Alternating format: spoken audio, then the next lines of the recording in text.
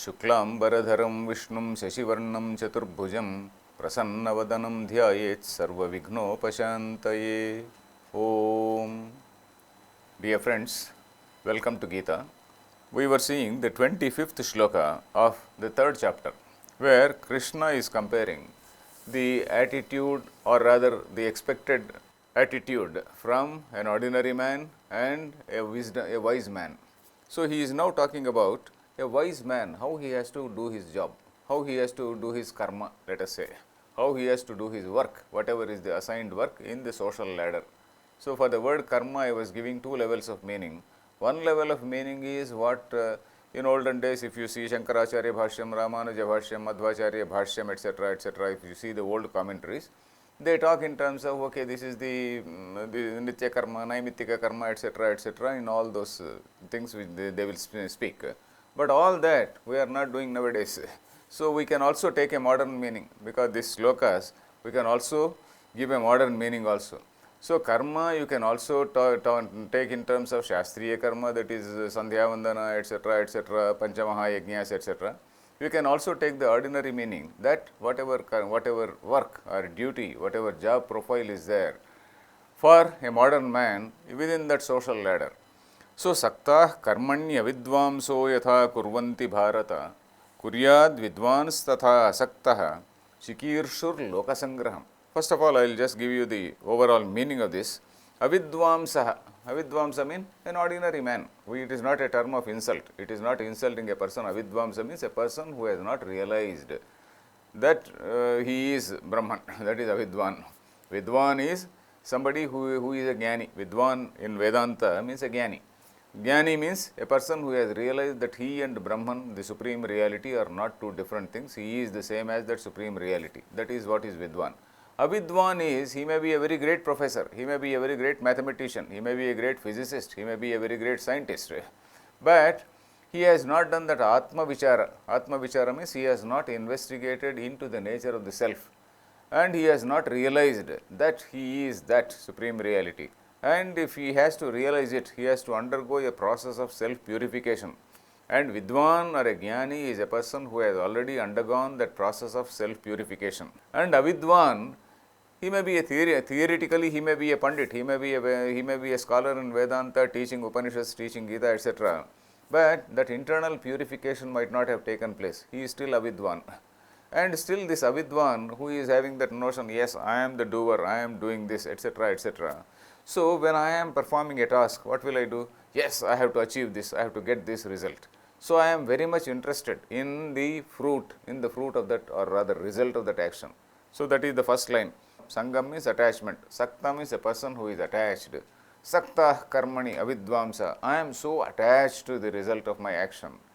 Avidvamsa yatha kurvanti, and with all enthusiasm, with all my energy, I will do that work.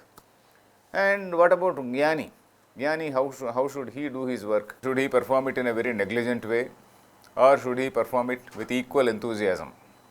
Because a Jnani, he realizes. Let me give a concrete example. Suppose a Avidvan. Avidvan means an unrealized person. A person who has not realized his self to be the same as that supreme self. Avidvan, he is called Avidvan. So he is performing a particular yajna. Let us take the meaning in the Shastriya meaning only. That is, he is performing some yajna. And maybe modern days we are all aware of what is called Chandi Yagam. We are all aware of what is called Rudra Homam or Sudarshana Homam. We are aware of these things. Suppose a person is doing that. And why is he doing it? He is doing it expecting a lot of punyam for him. Okay, it is getting me a lot of power, let us say. He is getting a lot of power, and we see sometimes even the political bosses, they perform some, say with Chandi Yagam with 10,000 people and whatnot, expecting some huge power, a mighty power and a political power and whatnot. So it is okay. So that man, he is expecting a lot of punyam for himself, a lot, so that he can rule for a longer time, etc., etc. And a Avidvan, Vidvan means a Jnani, how should he perform? Suppose he is also performing a yajna, he is also sitting at that place. Then how should he do? Should he do in a very, very perfunctory, negligent manner, or should he do with equal enthusiasm? What Krishna says is, you have to do with equal enthusiasm. You may be knowing that all that is of no use to you. karma, all that karma and karma phalam is of no use to you, because you are already at a higher level. You have already attained that moksha, you have already attained liberation, you have already a jivan mukta. A jnani, he is called a jivan mukta, a person who is liberated while being alive. That is, he is a jivan mukta. He has nothing to do with all this karma, karma phala, he has nothing to do with swargam and whatnot.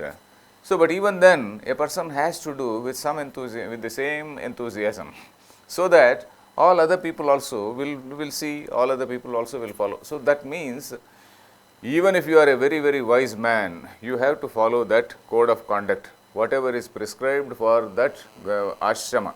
Ashrama means brahmacharya ashrama, gruhastha ashrama, and vanaprastha ashrama. As a gruhastha, I was telling you, jnani gruhastha, he has to perform the dharma which is assigned for that particular gruhastha ashrama.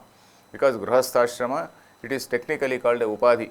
Not only that, brahmacharyam is an upadhi, gruhastha ashrama is an upadhi, vanaprastha ashrama is an upadhi. Upadhi means, let us say, simple meaning, let us take it as a stage, let us say, and sannyasa ashrama is a upadhi. So, in that upadhi dharma, whatever dharma or whatever duty has been assigned for that particular stage of life, grihastha ashrama, a person has to perform. So, that is what he says, Sakta karmanya vidvamso yatha kurvanti bharata. That is, the unwise people, they are so dedicated, they are so attached to the meaning, to the fruit of that work. And the wise man, he should also act with equal amount of enthusiasm, with equal amount of vigor. He should not go about in a lazy manner. Anyway, I don't want the fruit, etc. He should not do that. So, he has to do the work, whatever work is there, he has to do with all enthusiasm, without expecting result. Kuryat vidvan, kuryat, the meaning of the word kuryat is he has to do. Not that there is any exemption, he has to do. And if we see the conduct of Lord Krishna in Srimad Bhagavata, he performs all the tasks, all whatever rituals are assigned to be done, all those things he performs. He respects all the sages. He respects so much. In fact, he even washes the feet of the sages, if we see Srimad Bhagavatam. So, kuryad vidvans tatha asaktah, with the same zeal and enthusiasm, but not expecting the result. Naturally he will not expect, because he is a person who is already at a higher level. Chikirshur lokasangraham. Why should he do that? He is also saying Chikirshu means desiring to achieve lokasangraha. This lokasangraha is a beautiful word which we came across in an earlier shloka also, that is shloka number 20. Karmanaiva hi samsiddhimasthita janakadaya. In that shloka, lokasangrahamevapi sampashyan. Lokasangraha is a wonderful word. Sangraham is collecting things together. Lokasangraham is keeping all the society together. If you want to keep the society together, all great people in the society, they should continuously do all exemplary acts. If the great people do not perform exemplary acts, all other people will also follow. So, if the great people perform all noble acts in a proper manner, then all other people also will follow. If the great people are wise people, they think, yes, we are wise people, we need not do anything, then all other people also will be confused, because they do not know what the wise people know, and on the other hand, they will also not do the karma which they are expected to do. So, that is how the loka sangraha will be defeated. So, if you have to achieve that loka sangraha, if you have to keep the social order, let us say, social order is a better word. So, if you have to ensure that social order, all the people should be performing all the jobs, all the tasks in a proper manner. In fact, that is the reason why in both Ramayana and in various books, we see that the king's duty, a king is not supposed to be an astika. For example, in Ramayana, there is a scene. In that Ramayana, there is a particular sarga called Kachit Sarga, where Bharata goes. We know the story of Ramayana. Bharata goes to meet Rama, goes to the forest to meet Rama, to request Rama to come back. So, as soon as Rama sees Bharata, he asks him, because Rama expects that Bharata he has taken charge of the kingdom, etc. How are you ruling? How is your rule? How is your governance, etc., etc. And incidentally, he talks about how a king has to rule. And in that, he tells about what are called Raja Dosha. Raja dosha means the defects which a king has to avoid. And the one main dosha is a king should not be a nastika. Nastika means an atheist, as we say. Atheist. A king should not be an atheist. A king should be a believer. A king should be somebody who believes in God. Because if there is a person who doesn't believe in God, okay, we can say, okay, what about the communist regimes? Communists, they do not believe in God. We know that communist regimes also, there is tremendous amount of corruption. And anyway, we need not go into that.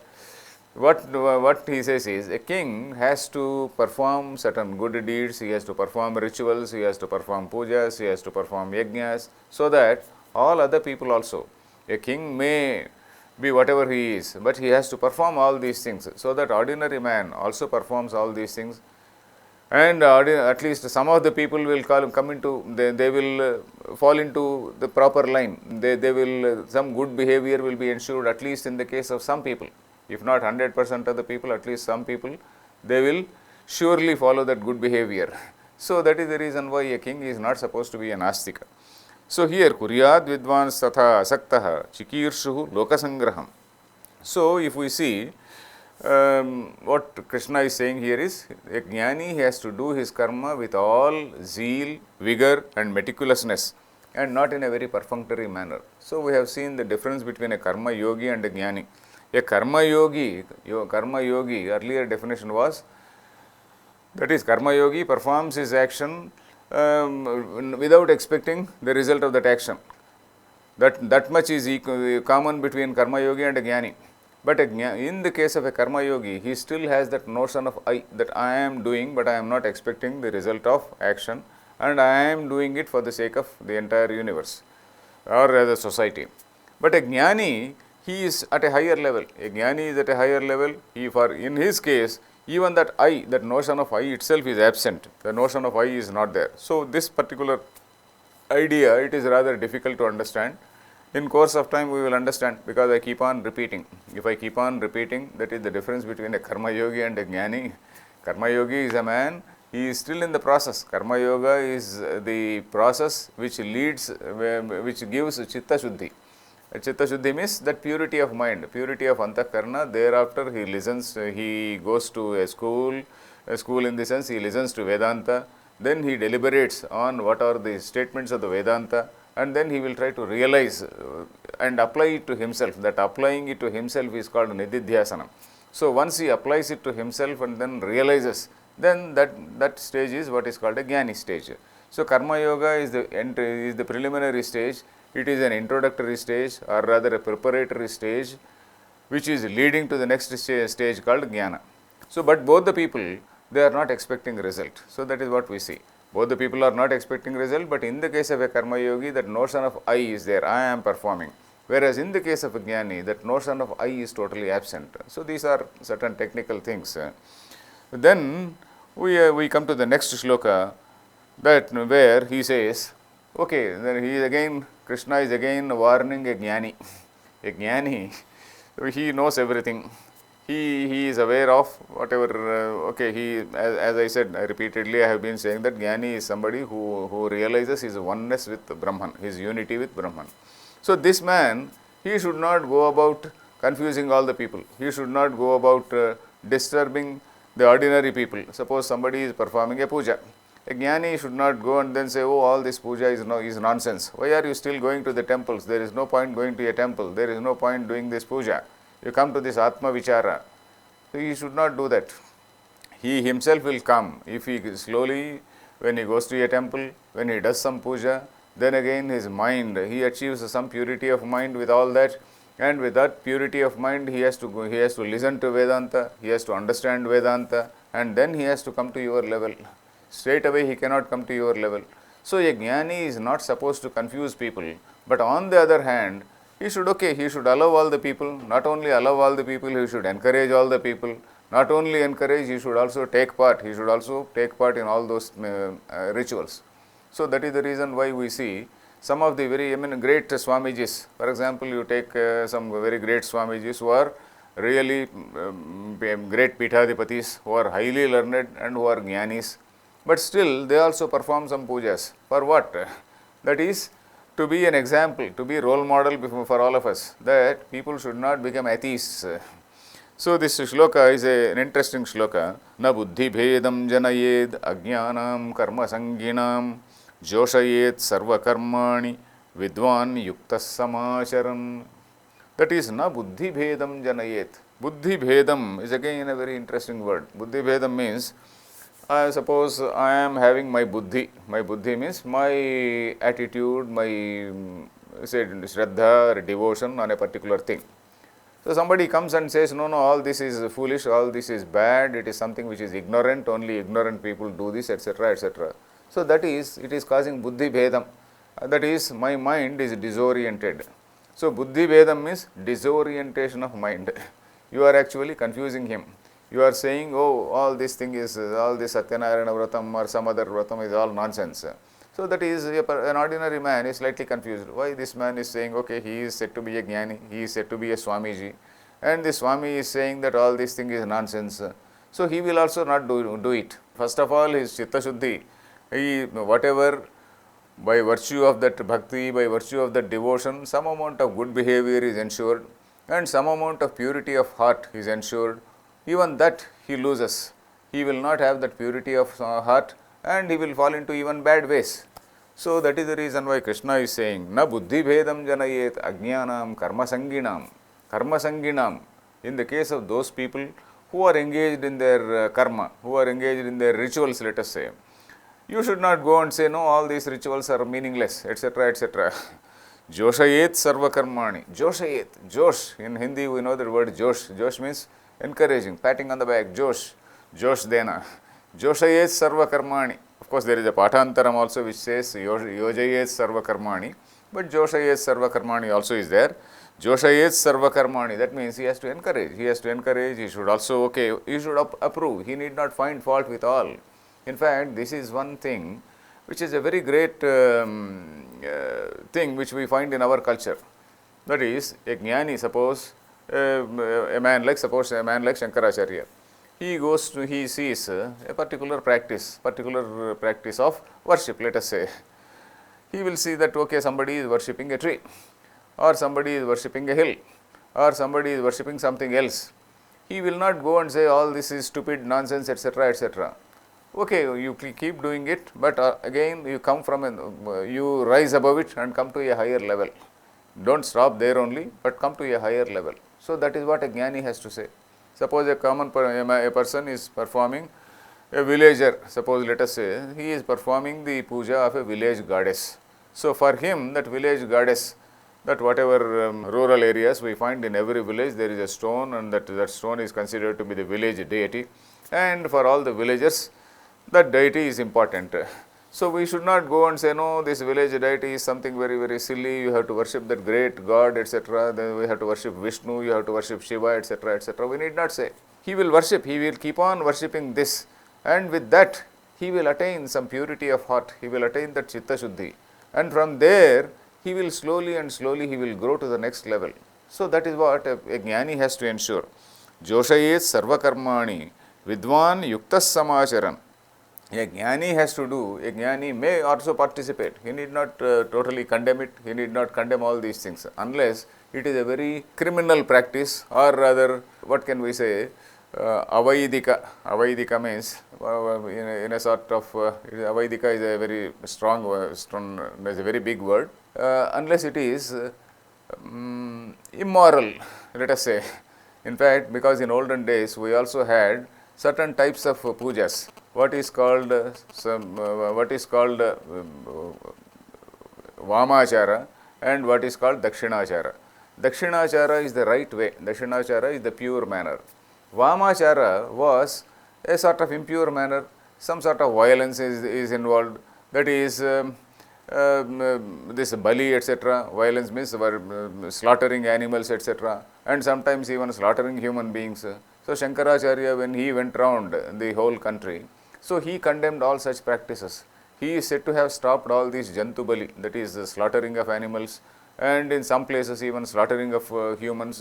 Even now, rarely we see some news item saying that a child was sacrificed in a particular place. So, very rarely, of course, nowadays people have risen above that stage, but very rarely we see. So, Shankaracharya went round and stopped all those wrong practices. So, such wrong practices we have to condemn. But if they are not wrong practices, we need not condemn them simply because they are very simple practices. A villager, he is worshipping his deity in his house. So, he is a very simple man, a very simple mode of worship. That simple mode of worship we should not condemn, but we should encourage him to rise above that level. So, that is what he says, na buddhi bhedam janayet ajnanam karma sanginam joshayet sarva karmani vidwan yuktas samacharan. Of course, there is some more which has to be said in this particular shloka. I will continue tomorrow. Harihi Om Tat Sat.